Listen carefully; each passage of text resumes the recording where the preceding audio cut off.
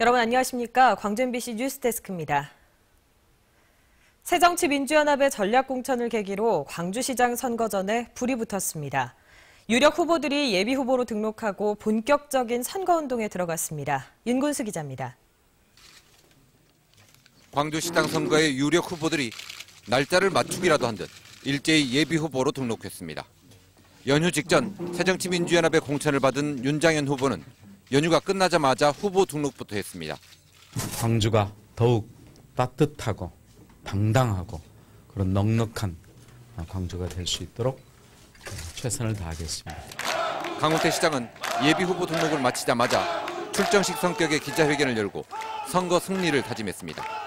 오직 시민 여러분만 믿고 동지 여러분과 함께 어깨동무하면서 승리의 문에 도달할 것을 다시 한번 약속합니다. 이용섭 의원은 국회의원직 사퇴라는 배수진을 치고 나왔습니다. 이제 저는 시민 속으로 들어가 광주 명예혁명의 전사가 되겠습니다. 반드시 정의로운 민생시장이 되어 광주의 심장을 다시 뛰게 하겠습니다. 예비후보들은 국립 5.18 묘지를 참배하고 전통시장을 찾아가는 등 곧바로 민생 행보를 시작했습니다. 같은 날 본격적인 선거전을 시작했지만 방향은 정반대였습니다. 윤장현 후보는 전략공천의 불가피성을 시민들에게 알리는 데 주력한 반면에 강훈태, 이용섭 후보는 낙하산 공천에 맞서서 광주의 자존심을 회복하자고 역설했습니다. 당장은 강훈태, 이용섭 두 후보가 공동 전선을 펴고 있지만 후보 단일화까지는 시간이 필요할 걸로 예상됩니다. 두 후보 모두 퇴로를 닫은 상황에서 통큰 양보가 쉽지 않기 때문에 여론의 추이를 봐가며 단일화 여부나 시기, 방법 등을 협의할 걸로 보입니다. 새정치민주연합의 후보 결정이 미뤄지면서 달아오르지 않았던 광주시장 선거전이 전략공천을 계기로 한층 뜨겁고 복잡하게 흘러가게 됐습니다. MBC 뉴스 윤군수입니다. 새정치민주연합의 전남지사 후보 결정을 위한 여론조사가 시작됐습니다. 새정치민주연합은 오늘과 내일 이틀 동안 여론조사 전문기관을 통해 전남 지역 유권자 1,000명을 대상으로 여론조사를 진행할 예정입니다. 또 여론조사 결과 50%와 오는 10일 진행되는 공론조사 선거인단 투표 50%를 각각 반영해 도지사 후보를 결정할 예정입니다. 5.18이 열흘 앞으로 다가왔는데 5월 단체들이 정부가 주관하는 올해 34주년 5.18 기념식에 참석하지 않기로 결정했습니다. 5.18 관련 예산도 반납하기로 했습니다. 송정근 기자입니다. 임을 위한 행진곡의 5.18 기념곡 지정이 무산된 데 항의해 5월 단체들이 올해 5.18 기념식에 참석하지 않기로 확정했습니다. 국립 5.18 묘지에서 치르는 공식 행사에 불참하는 것은 물론 정부가 주관하는 모든 5.18 기념 행사는 불참한다는 방침입니다. 국가보훈처가 지원하는 5.18 예산도 모두 반납하기로 했습니다. 보훈처 예산이 1억 2,200만 원인데 그것도 반납. 그리고 예산 안 받겠다. 보훈처 예산 안 받겠다. 차라리 시민들 돈을 모아서 광주시 예산이나 이런 걸 가지고 우리가 예산을 가지고 행사를 치르겠다 이런 입장입니다. 해마다 열리는 5.18 행사 가운데 가장 규모가 큰 금남로 전야제 행사도 치르지 않기로 결정했습니다. 임을 위한 행진곡 관련 항의와 함께 세월호 참사에 따른 국민적 추모 분위기도 고려됐다는 것이 행사위의 설명입니다. 다만 올해 마을 단위로 치르기로 한 행사와 부활제와 추모제 등 5월 단체들의 소규모 기념식은 계획대로 치르기로 했습니다. 5.18 행사위는 지난해처럼 옛 묘역에서 따로 기념식을 치르는 방안도 논의 중입니다. 지난 2010년부터 임을 위한 행진곡 제창 문제로 파행을 거듭해오던 5.18 기념식은 올해도 파행이 불가피하게 됐습니다. MBC 뉴스 송정근입니다. 5.18 역사회복 대책위원회는 오는 5월 18일 오전 10시에 광주 지역의 모든 기관 단체가 임을 위한 행진곡을 제창하자고 제안했습니다. 대책위는 이를 위해 광주시와 시교육청, 5.18 기념재단 홈페이지에서 임을 위한 행진곡 음원을 내려받을 수 있도록 하겠다고 밝혔습니다.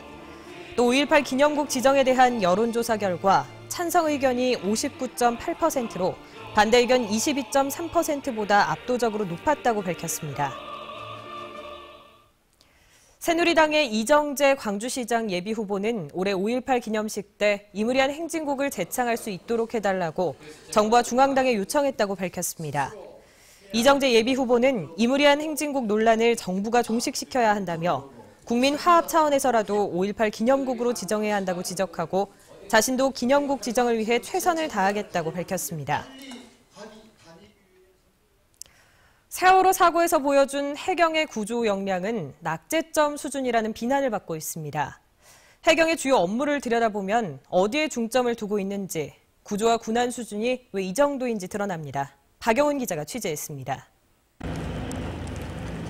세월호 사고가 난 지난 16일 사고 현장에 가장 먼저 도착한 경비정은 123정, 경비 순찰 업무를 주로 하는 100톤급 소형 경비정으로 최초 신고 30분 만이었습니다. 경비구역 순찰 중 상황실로부터 여객선 침몰 사고를 접수받았습니다. 그때 저희들은 전속으로 사고 해점을 도착했고 300톤급부터 3000톤급까지 중대형 경비 함정은 목포 해경에만 모두 9척. MBC 취재 결과 당시 중국어선 특별 단속에 투입되거나 부두에서 훈련 중이었던 것으로 드러났습니다. 헬기도 한 대는 중국어선 단속 현장에 투입되고 한 대는 수리에 들어가 특공대원의 투입이 지연돼 초기 수중 구조를 못했습니다. 경비 군함부터 국제교류 협력까지 6가지 주요 업무 가운데 해양수산부의 어업관리단과 함께 맡고 있는 중국어선 단속에 올인하고 있는 셈입니다.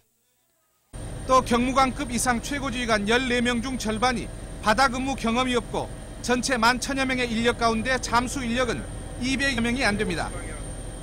해경이 해난 구조보다는 단속과 수사, 경비 분야만 키워온 겁니다. 앞으로 구조 업무가 더 커져야 되지 않을까 생각됩니다. 현재에 따라서 해상에서의 119와 같은 역할을 더욱더 강화해 줘야 되지 않을까 하는 생각이 듭니다. 사정이 이런데도 해경은 이미 3년 전에 해양사고 대응 시간을 12분대로 줄이고 구조율도 99%까지 올렸다며 선진형 해양 안전망을 구축했다고 자화자찬했습니다. MBC 뉴스 박영훈입니다. 가슴 아픈 세월호 참사에 음악인들이 바치는 추모곡이 하나둘 발표되고 있는데요. 지역에서도 뜻이 맞는 음악인들이 모여서 세월호 추모곡 뮤직비디오를 만들었습니다. 김인정 기자입니다.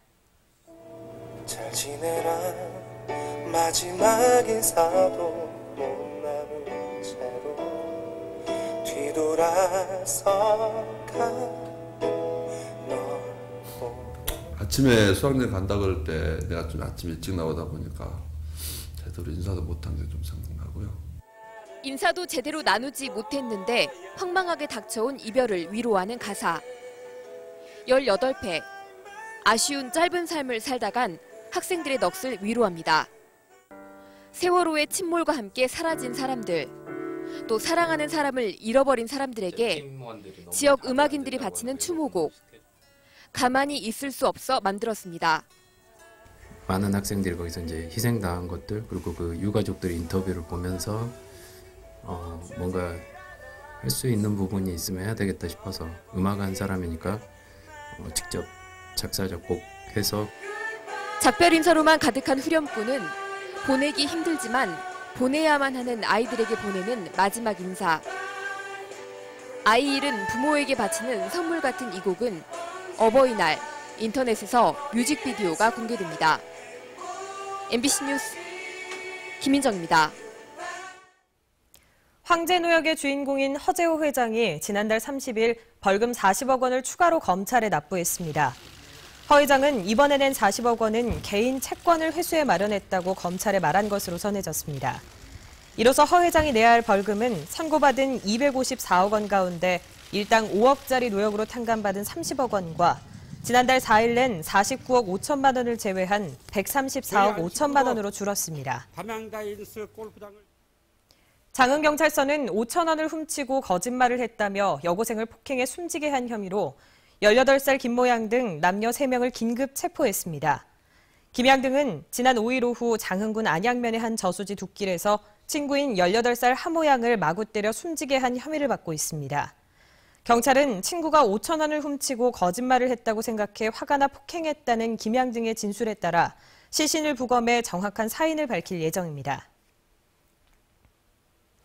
국립농산물품질관리원은 논란상에서 중국산 카네이션을 국내산으로 속여 판매한 업체 8곳을 적발해 형사 입건하고 원산지 표시를 하지 않고 카네이션을 판매한 업체 12곳을 적발해 150만 원의 과태료를 부과했다고 밝혔습니다.